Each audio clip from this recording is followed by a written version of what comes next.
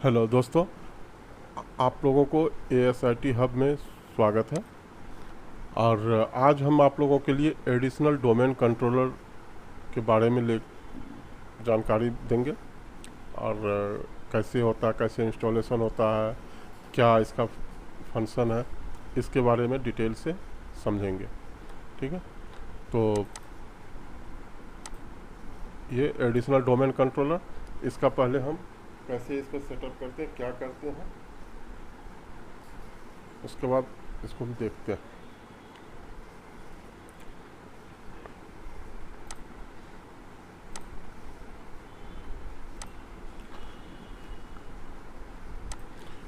इससे पीछे वाले में हमने DC क्रिएट किया था, यानी कि डोमेन कंट्रोलर क्रिएट किया था एक्टिव डायरेक्टरी पहला फॉरेस्ट में, यानी कि पहला सिस्टम हमने एक्टिव डायरेक्टरी क्रिएट किया था। अब हम क्या कर रहे हैं कि आज दूसरा सिस्टम को डोमेन कंट्रोलर प्रमोट करेंगे। तो उसके लिए क्या क्या है, उस दिन भी हम जैसे कि बात किए थे कुछ।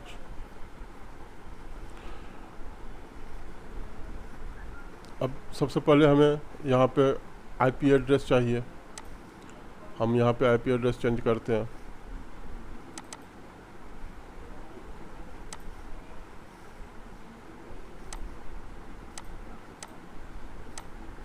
हमारा जो DC है उसका क्या था, 192.168.101.25। ठीक है, अब हम इसमें डालते हैं।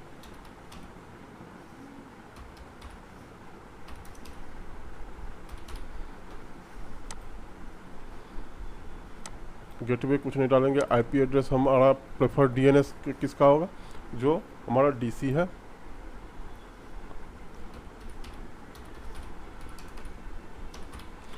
और अल्टरनेट में हम इसी का IP सेम रखेंगे, क्योंकि ये भी अब एज ए DNS काम करेगा। तो अल्टरनेट में हम इसी का IP रखेंगे।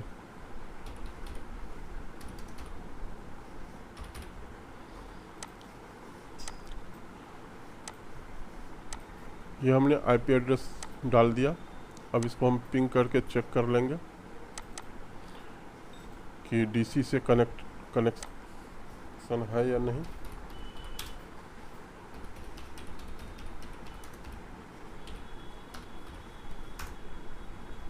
यानी कि रिप्लाई आ रहा है, यानी कि कनेक्टिविटी है। ठीक है, अब हम क्या करेंगे, यहाँ पे रिफ्रेश करेंगे, ये यहाँ पे IP एड्रेस शो करने लगेगा। ये आ गया। अब हम इसको एक तो नेम भी चेंज करेंगे, दूसरा इसको डोमेन में ज्वाइन कराएंगे। हमारा डोमेन क्या था, एग्जाम्पल 01.lab। ठीक है,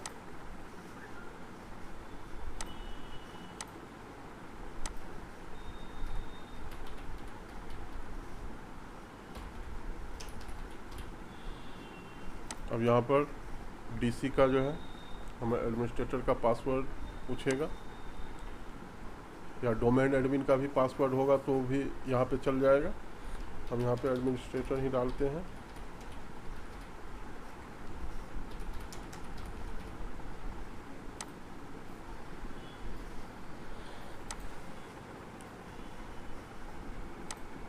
ओके, ये रीस्टार्ट होगा।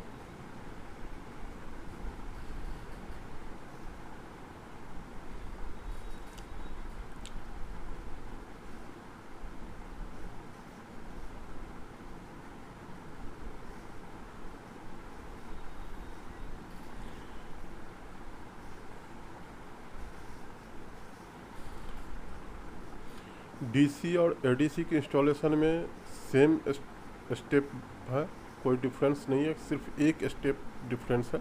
वो हम आप लोगों को आज अभी दिखाएंगे। बाकी सारी स्टेप सेम ही है।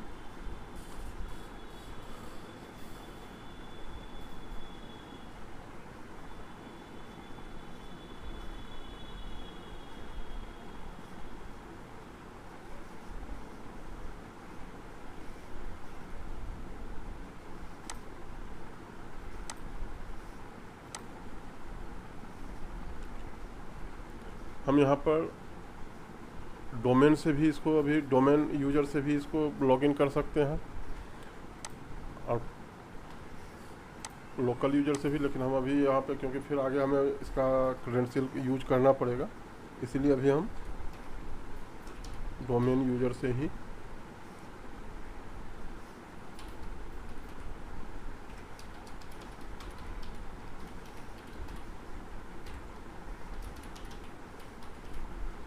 लॉगिन करते हैं।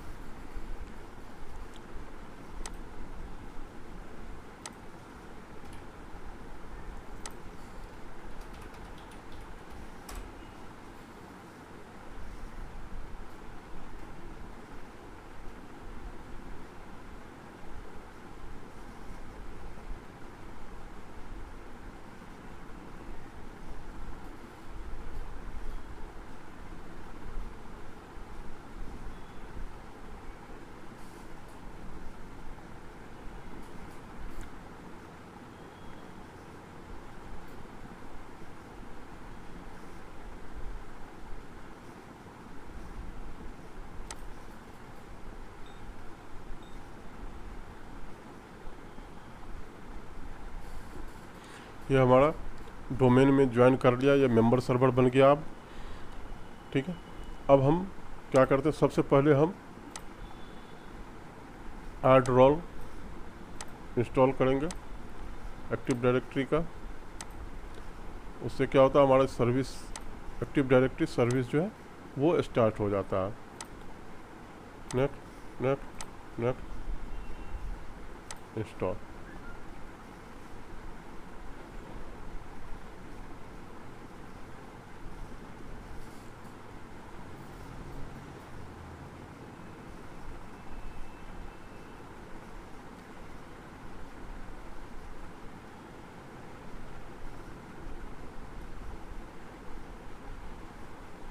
सर्विस के साथ साथ क्या क्या होता है, ग्रुप पॉलिसी मैनेजमेंट इंस्टॉल होता है, remote server administrative tools install होता है, इसमें tools active directory module for power Windows power shell, यानी कि एक्टिव डायरेक्टरी की अपनी पावर सेल होती है, वो मॉड्यूल एक्टिव डायरेक्टरी की अपनी मॉड्यूल होती है पावर सेल की, वो इंस्टॉल होती है।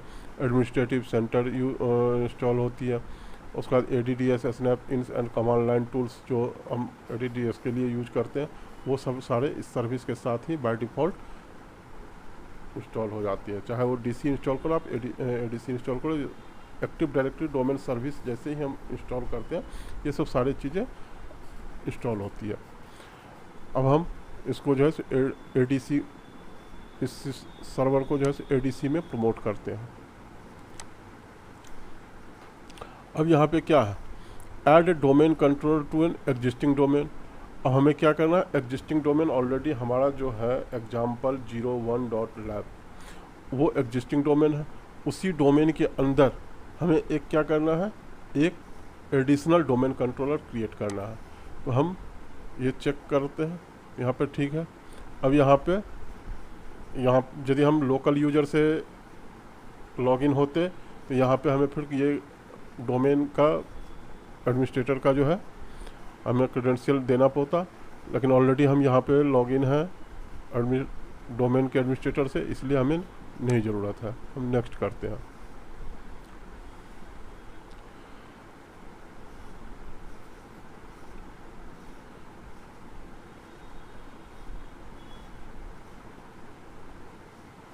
अब इसको हम डोमेन DNS भी बनाना चाहते हैं, चाहे ग्लोबल कैटलॉग का भी मतलब बनाना चाहते हैं।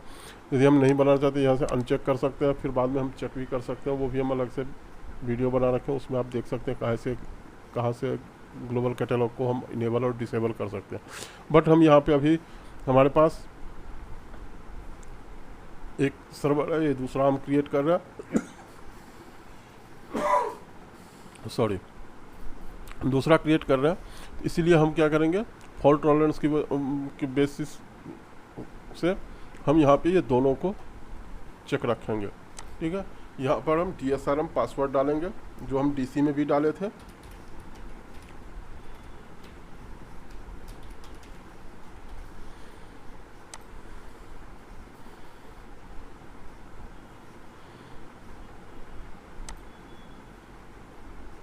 अब यहाँ पे कह रहा है स्पेसिफाई इंस्टॉल फ्रॉम मीडिया।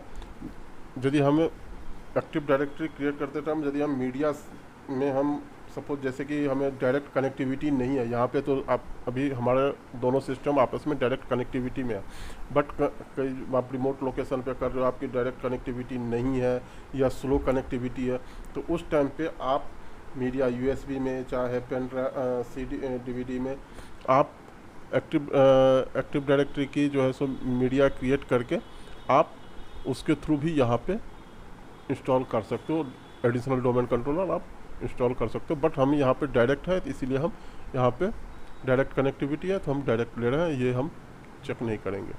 ठीक है, यहाँ पे replicate from any domain controller, किसी भी डोमेन कंट्रोलर से ये रेप्लिकेट करे। ठीक है, अब ये वही फिर जैसे डीसी में हमने देखा था कि database folder, log file folder, sys volume folder, तो आप यहाँ पे अपनी मर्जी से कहीं दूसरी ड्राइव में भी डाल सकते हो, बट ये हमारा लैब है तो इसीलिए मैं क्या कर रहा हूँ, इसको बाय डिफ़ॉल्ट लोकेशन पे ही रख रहा हूँ। हो गया। अब ये सारा कुछ रिव्यू है। साइट नेम मैं अभी बाय डिफ़ॉल्ट रखा हूँ, कोई चेंज नहीं किया हूँ। Read only domain controller no, global catalog yes, DNS server yes, update DNS delegation no, database folder का पाथ क्या है, लॉग फोल्डर का पाथ क्या है, सिस वॉल्यूम का फोल्डर का पाथ क्या है। उसके बाद the DNS server service will be configure on this computer. जी हाँ, डीएनएस सर्वर जो है सो भी इस कंप्यूटर के ऊपर कॉन्फ़िगर कर रहा हूँ। तो ये सब सारा है, आप इसको एक बार वेरीफाई कर सकते हो यदि आपको लग रहा है कि नहीं, सपोज जैसे कि आप डाटाबेस फोल्डर किसी और ड्राइव में बनाना चाह रहे थे, कोई ड्राइव गलत से सेलेक्ट हो गया, तो यहाँ पे आप वेरीफाई कर सकते हो और फिर बैक जा करके उसको सही कर सकते हो। हमारा यहाँ पे बाय डिफ़ॉल्ट है इसलिए सब सही है। नेक्स्ट करते हैं। अब ये प्रीरिक्विजिट जो है सो चेक कर रहा कि सिस्टम जो है सो एडीसी मतलब डोमेन कंट्रोलर इंस्टॉल करने के लिए प्रॉपर है या कोई एरर है, वो चेक करेगा। यहाँ पे प्रीरिक्विजिट चेक कंप्लीटेड आ गया, all prerequisite check pass successfully, click install to begin installation, यानी कि इंस्टॉल पे क्लिक करेंगे हमारा इंस्टॉलेशन स्टार्ट हो जाएगा। अब ये इंस्टॉलेशन स्टार्ट हो गया। अब हम थोड़ा एडीसी के बारे में थोड़ा हम देख लेते हैं कि बेसिकली एडीसी हम क्यों यूज करते हैं। एडीसी बेसिकली होता क्या, additional AD domain controller is use to balance the load among existing domain controllers. ठीक है, यानी कि जो एग्जिस्टिंग डोमेन कंट्रोलर है उसकी जो है सो लोड बैलेंस का काम करता है। उसके बाद it also provide fault tolerance that can cause primary ADC is down, यानी कि ये फॉल्ट टॉलरेंस का भी काम करता है। यदि प्राइमरी डीसी जो है हमारा एडीडीसी जो है वो यदि डाउन हो जाता है, पावर स्विच ऑफ हो जाता है या मशीन में किसी तरह की फॉल्ट रह जाती है, कोई भी वजह से डाउन हो जाता है, तो हमारा ये एडिशनल एडीडीसी जो है सो ऑथेंटिकेशन के लिए कंटिन्यूटी रहेगा। यूजर्स को पता नहीं चलेगा कि एडीडीसी डाउन हो चुका है, हम किस से काम कर रहे हैं, कनेक्टिविटी है। ठीक है, अब दूसरा एक पॉइंट है कि डीसी और एडीसी में डिफरेंस क्या है, तो यहाँ पर इसका आंसर होगा there is no difference between in DC and ADC, both contents right copy of AD, both can also handle FSMO role if transfer from DC to ADC, यानी कि हम दोनों में कुछ भी डिफरेंस नहीं है। सिर्फ यदि अगर आप एफएसएमओ रोल को डीसी से एडीसी में ट्रांसफ़र कर रखा है तो कुछ भी अलग नहीं है दोनों के अंदर, बट यदि नहीं कर रखा है तो यहाँ पे सिर्फ एक एफएसएमओ का डिफरेंस होता है, बाकी सब कुछ डीसी के एडीसी यानी कि एक्टिव डायरेक्टरी डोमेन कंट्रोलर के तरह ही होता है, कोई इसमें अलग से डिफरेंस नहीं है।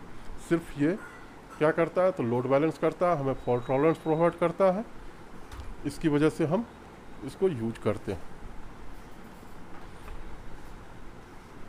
चलिए देखते हैं हमारा इंस्टॉलेशन कहाँ तक पहुँचा है। इंस्टॉलेशन कंप्लीट हो गया, सिस्टम रीस्टार्ट हो रहा।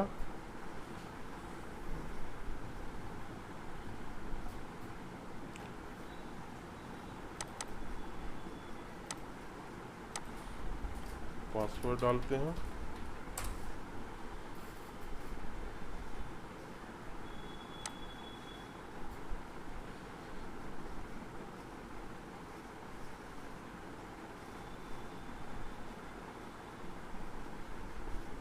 ये ADDS और DNS यानी कि हमारा दोनों इंस्टॉल हो चुका है।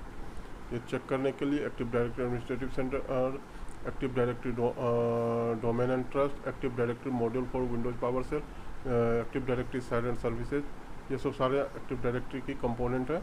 ये सब सारे आ गए। DNS आ गया। इट मीन्स ये हमारा ADDC। अब यहाँ पे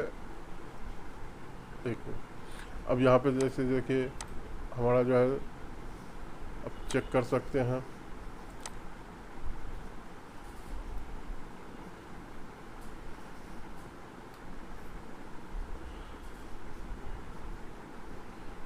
यहाँ पे हमारा AD02.example01.lab, IP एड्रेस 192.168.101.26 आ रहा। हम यहाँ पे यदि हम प्राइम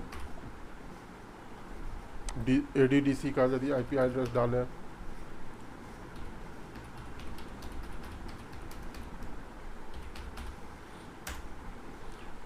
तो ये दोनों IP और दोनों सिस्टम का नेम, यानी कि इस सिस्टम से हम उस सिस्टम को भी रिजॉल्व कर पा रहे हैं। यानी कि हमारी DNS प्रॉपर कॉन्फ़िगर है और एक्टिव डायरेक्टरी इंस्टॉल प्रॉपरली हो चुका है। ADC एडिशनल डोमेन कंट्रोलर जो है वो हमारा इंस्टॉल हो चुका है। और एक चीज़ आप यहाँ पे भी आप चेक कर सकते हैं, डोमेन कंट्रोलर में ये दोनों AD01 और AD02 दोनों जो है सो हमारा शो करने लगा, यानी कि ये दोनों अब बन चुका है। ठीक है। अब एक हम वैसे FSMO का अलग से प्रॉपर वीडियो बना रखे हैं कि वो क्या है, उसका रोल क्या है, उसका फीचर क्या है, वो कैसे काम करता है, यदि वो उसकी वजह से एरर क्या आती है एक्टिव डायरेक्टरी के अंदर, तो वो सब हम अलग से बना रखे हैं। सिर्फ यहाँ पे हम एक चीज़ आपको दिखाते हैं कि अभी जो है FSMO कहाँ पे है। अभी कहाँ पे है, RID जो है AD01.example01.lab के अंदर है। अभी AD02 में नहीं है। हम यहाँ से चेंज कर सकते हैं। वो सब हम अलग से मूव कैसे करें, साइजिंग कैसे होती है, साइज कैसे होती है, ये सब सारा चीज़ें हम अलग से दिखाएंगे, अलग से वीडियो। ये हो गई आप लोगों को ADC के बारे में कि ADC क्यों हम यूज करते हैं, ADC और DC में डिफरेंस क्या है, और ADC इंस्टॉल कैसे करते हैं। Thank you. अगर आप लोगों को ये वीडियो अच्छी लग रही हो, समझ में आ रही हो, तो ज़रूर आप लोग लाइक करें, सब्सक्राइब करें और शेयर करें। Thank you.